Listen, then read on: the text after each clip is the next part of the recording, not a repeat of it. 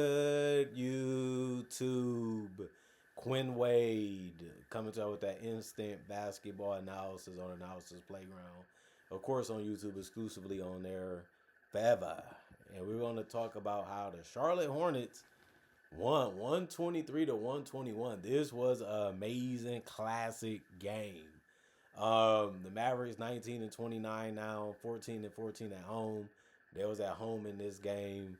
The Hornets 21 and 28, 12 and 15 on the road.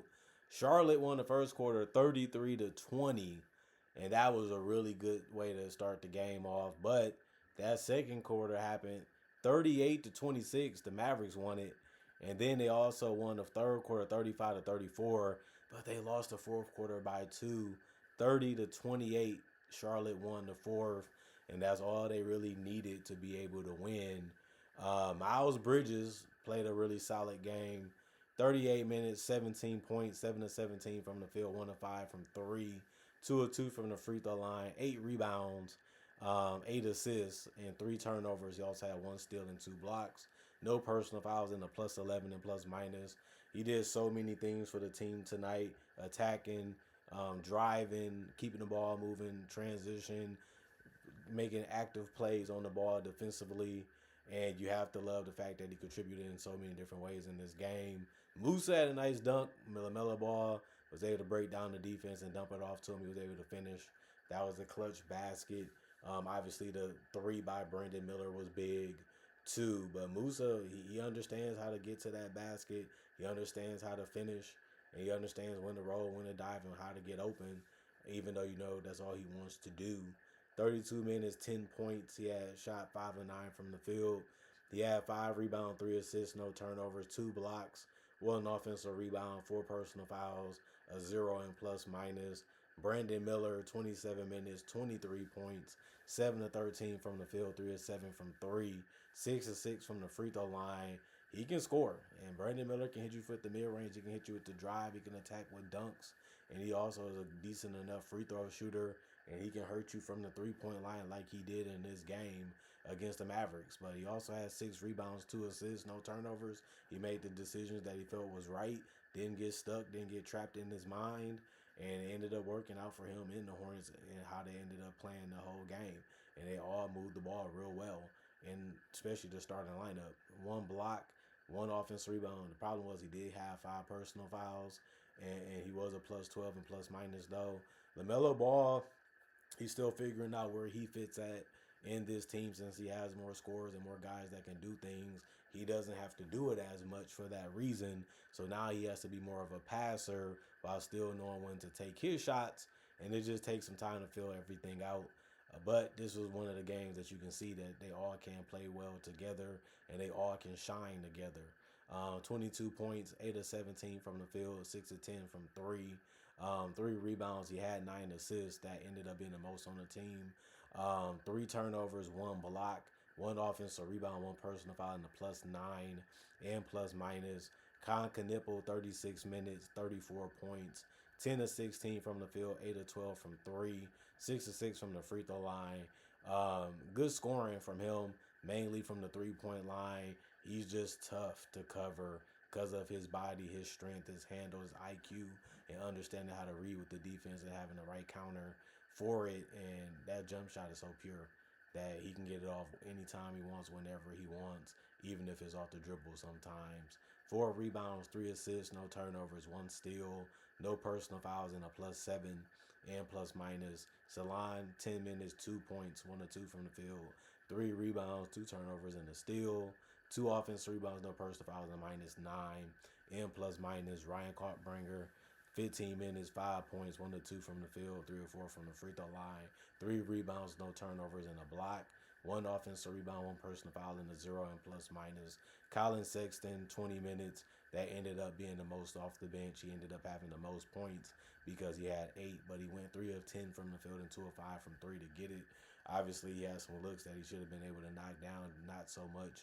In this one, though, 2 rebounds, 2 assists, no turnovers, 1 steal, 2 blocks, 1 offensive rebound, 2 personal fouls, and a minus 7 and plus minus. Josh Green, 15 minutes, 2 points, 1 or 2 from the field, 3 rebounds, 1 assist, 1 turnover, one offensive rebound, two personal fouls, and a -8 and plus minus. And then Sion James, 16 minutes, 0 of 3 from the field, 0 of 2 from 3, 8 rebounds. The 8 rebounds ended up being the most off the bench. And he also had one turnover, two personal fouls, and a -5 and plus minus. The boards really helped him in this one. He couldn't score a basket, but at least he figured out another way to help out. And then you look at the Dallas Mavericks. They fought to win this one and still came up short. Caleb Martin, 27 minutes, 6 points, 2 of 6 from the field, 2 of 2 from 3. He did have 11 boards, which led the entire team. And that was really great to see because you don't see him do that every day. But tonight was a night that he needed to, and it ended up helping him almost win the game. He did have 2 assists, 2 turnovers, 1 steal, and 2 blocks, 2 offensive rebounds, 2 personal fouls, and a -11 and plus minus. Daniel Gafford, 25 minutes, 5 points, 2 of 4 from the field, 1 of 2 from the free throw line, 4 rebounds, 3 assists, 1 turnover, 1 block, 2 offensive rebounds, no personal fouls, and a -8 and plus minus. He did a good job of staying around the paint and trying to defend it to the best of his ability and also try to finish to the best of his ability. But they needed more out of PJ Washington. 35 minutes, 14 points. He went 6 of 19 from the field, 1 of 5 from 3, 1 of 1 from the free throw line, but the 6 of 19 is too bad. You got to shoot better. You had a lot of good, easy looks, and he just couldn't put it down. And they needed him. They was depending on him and relying on him a lot. He didn't come through for them. 9 rebounds, 3 assists, 1 turnover, 1 steal, 2 blocks, 3 personal foul, 3 offensive rebounds, and a -5 and plus minus. Cooper Flag, 38 minutes. That ended up being the most on the team. He was the best player tonight, in my personal opinion. 49 points. He went 20 of 9 from the field. And a lot of his shots he had to work for. A lot of his shots was tough. He had really good confidence, really good belief in himself. He really almost carried this team almost to the victory. But he did go 3 of 5 from 3. That was a good sign because he's been struggling from 3. And the 3-point shots he was taking really wasn't open. He had to work for those. But he also went 6 of 6 from the free throw line. 10 boards, so he had a double-double. 3 assists, 2 turnovers, and a block. 1 offensive rebound, 2 personal fouls, and a +2 and plus minus. He put on a show out there for the Dallas Mavericks.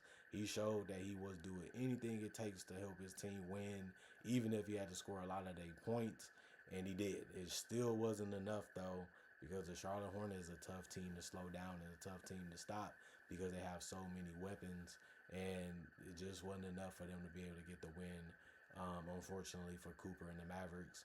Max Christie, 29 minutes, 13 points, 6 of 15 from the field, 1 of 7 from 3. They needed a couple of those threes to go down. Just didn't happen. 3 rebounds, 3 assists, 1 turnover, 1 block, 1 personal foul, and a -13 and plus minus. Dwight Powell, 5 minutes. He finished scoreless. No field goals, no free throws. He did get 2 boards, no turnovers. All his boards was offensive, and 1 personal foul was a -3 and plus minus.